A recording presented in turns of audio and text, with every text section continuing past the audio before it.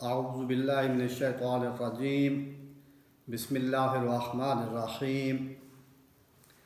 ناظرین السلام علیکم، میں ہوں doctor Jawad from Hamida Rashid institute of science and technology Multan. ناظرین، آج ہم سورہ بقرہ کی آیت نمبر 6 اور 7 کو ترجمے کے ساتھ پڑھنا ہے۔ ان دو آیات میں اللہ ایک گروہ کا تعارف بتا رہا ہے۔ وہ گروہ کون ہے؟ وہ کافرین کا گروہ ہے، جن کے بارے میں اللہ ان آیات میں کچھ اس طرح تعارف کراتا ہے۔ ناظرین، ان دو آیات میں کل الفاظ جو استعمال ہوئے ہیں وہ ہیں 21، اور الحمدللہ ان میں سے 20 لفظ ایسے ہیں جو ہمارے روزمرہ زندگی کے امور میں استعمال ہوتے ہیں۔ ایک یا دو لفظ ایسا ہوگا جو نیا ہوگا، جن کو ہم نے سیکھنا ہوگا، جس کو ہم نے سمجھنا ہوگا۔ تو جو قرآن مجید میں کل الفاظ استعمال ہوں گے آج کے لیکچر میں، وہ بنتے ہیں 4548 لفظ۔ گویا کہ پھر سن لیں کہ آج کے لیکچر میں ہم نے 2 آیات کو اردو کے ساتھ پڑھنا ہے، 2 آیات کا اردو میں ترجمہ سیکھنا ہے۔ ان 2 آیات میں اللہ کافرین کا تعارف کرا رہا ہے۔ ان 2 آیات میں کل 21 الفاظ ہیں، جن میں سے ایک یا دو لفظ ایسا ہے جو نیا ہے۔ الحمدللہ باقی سارے الفاظ ہم پہلے جانتے ہیں، دیکھتے ہیں کون سے الفاظ ہیں، اور جو نیا لفظ ہے بالخصوص اس پہ ہماری کچھ ڈسکس ہوگی۔ بسم اللہ الرحمن الرحیم۔ شروع کرتا ہوں اللہ کے نام سے جو نہایت مہربان بہت ہی رحم والا ہے۔ ان الذین کفروا سواء علیہم، انا، پہلا حرف انا ہے، قرآن مجید کے متعدد مقام پہ استعمال ہوا ہے۔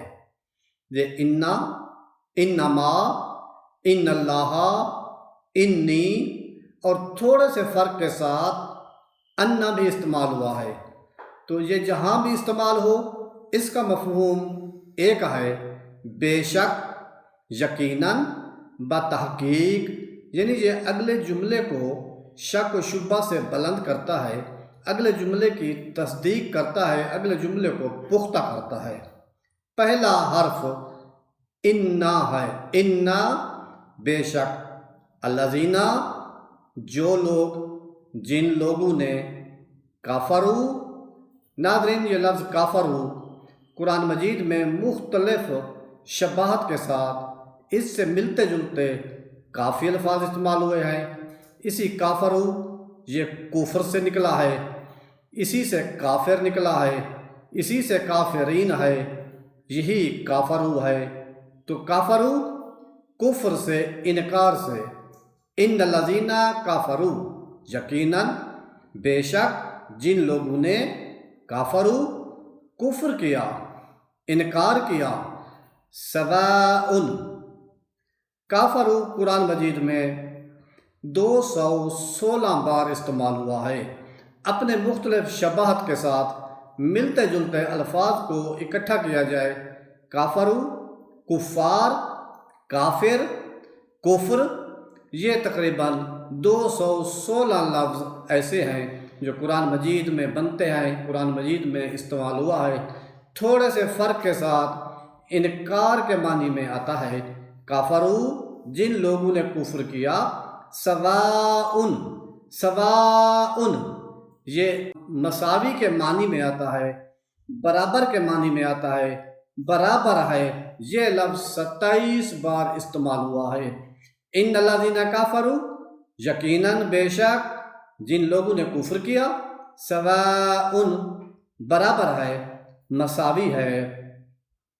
جن لوگوں نے کفر کیا ان کے لیے برابر ہے، علیہم، علیہم، یعنی علیہم، ان پر، ان کے لیے برابر ہے، انذرتہم، انذرتہم، آپ ان کو ڈرائیں، ام لم تنذرہم، یا آپ ان کو نہ ڈرائیں۔ یہ لفظ انذرتا، تنذر، یہ لفظ مختلف شباہت کے ساتھ اس سے ملتے جلتے الفاظ، یہ لفظ نذیر بھی استعمال ہوا ہے، نذرتم بھی استعمال ہوا ہے، نذرتا بھی استعمال ہوا ہے، تمام مقام پہ تھوڑے سے فرق کے ساتھ اس سے مراد ڈرنا یا ڈرانا ہے، اور اس مقام پہ سواء علیہم، جنہوں نے کفر کیا ان کے لیے برابر ہے، انذرتہم، آپ ان کو ڈرائیں، ام لم تنذرہم، یا آپ ان کو نہ ڈرائیں، لا یؤمنون، وہ ایمان لانے والے نہیں آئیں، وہ ایمان نہیں لائیں گے۔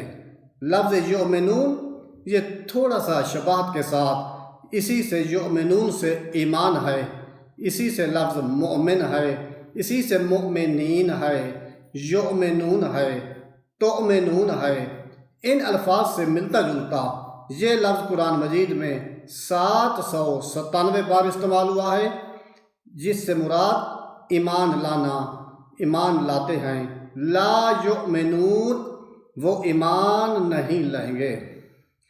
ختم اللہ علی قلوبہم، لفظ خاتمہ اختتام سے ہے، ختم سے ہے، یہ قرآن مجید میں 2 بار استعمال ہوا ہے، ایک مقام پہ خاتمہ اور ایک مقام پہ خاتم النبیین کے معنی میں آیا ہے۔ اس مقام پہ بھی اس سے مراد خاتم، خاتم کا مطلب ختم کر دینا، مہر لگا دینا، ٹھپا لگا دینا، خاتم اللہ، اللہ نے مہر لگا دی ہے، علی قلوبہم، ان کے دلوں پر۔ لفظ قلوب یہ قلب بھی استعمال ہوا ہے، قلوب بھی استعمال ہوا ہے، قلوبہم بھی استعمال ہوا ہے، قلوبکم بھی استعمال ہوا ہے، ان شباہت کے ساتھ ملتا ہوا یہ لفظ قرآن مجید میں 132 بار استعمال ہوا ہے۔ خاتم اللہ علی قلوبہم، اللہ نے مہر لگا دی ہے، ٹھپا لگا دیا ہے، علی قلوبہم، ان کے قلوب پہ، ان کے دلوں پہ، وعلی سمعہم، اور ان کی سماعت پہ، یعنی ان کے کانوں پہ۔ یہ لفظ سماعت یہ بھی مختلف شباہت کے ساتھ ایک دوسرے سے ملتا جلتا لفظ کئی بار استعمال ہوا ہے، اسی سے لفظ سمیع ہے، اسی سے سامعن ہے، اسی سے ہم اس کو سماعت کے معنی میں استعمال کرتے ہیں۔ یہ لفظ قرآن مجید میں 58 بار استعمال ہوا ہے۔ وعلی سمعہم، یعنی ان کی سماعت، ان کے کانوں پہ اللہ نے مہر لگا دی ہے۔ وعلی ابصارہم، لفظ ابصار یہ قرآن مجید میں مختلف شباہت کے ساتھ استعمال ہوا ہے، مثلا بصیر کے معنی میں استعمال ہوا ہے، بصارت کے معنی میں استعمال ہوا ہے، ابصرا کے معنی میں استعمال ہوا ہے، ابصار کے معنی میں تمام سے مراد بصارت ہے، دید ہے، نگاہ ہے۔ وعلی ابصارہم، اور اللہ نے ان کی بصارت پہ مہر لگا دی ہے، غشاوہ، غشاوہ کہتے ہیں ایسی چیز جو آنکھوں کے سامنے حائل ہو جائے، ایسا کوئی پردہ آ جائے جس سے آگے کوئی نگاہ نہ پڑ سکے، جس سے آگے کوئی چیز دیکھی نہ جا سکے، یہ لفظ غشاوہ یہ قرآن مجید میں 2 بار استعمال ہوا ہے۔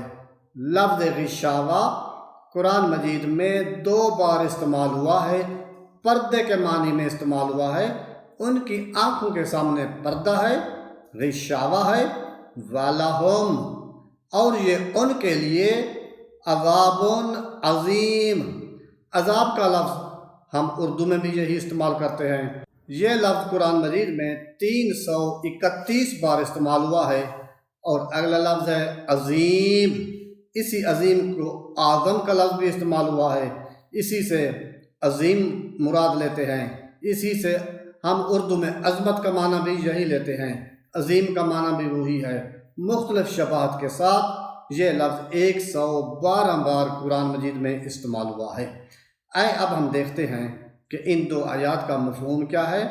ان الذین کفروا بے شک یقیناً جن لوگوں نے کفر کیا سواء علیہم ان کے لیے برابر ہے اانذرتہم ام لم تنذرہم آپ ان کو ڈرائیں یا آپ ان کو نہ ڈرائیں ان کے لیے برابر ہے لا یؤمنون وہ ایمان نہیں لاتے ختم اللہ علی قلوبہم اللہ نے مہر لگا دی ہے ان کے دلوں پہ وعلی سمعہم ان کے کانوں پہ وعلی ابصارہم ان کی آنکھوں پہ غشاوہ یہ ان کے لیے پردہ ہے آنکھوں کے سامنے پردہ حائل ہو گیا ہے وَلَهُمْ عَذَابٌ عَظِيمٌ اور یہ ان کے لیے عذاب عظیم ہے یعنی ان کے لیے بڑا عذاب ہے۔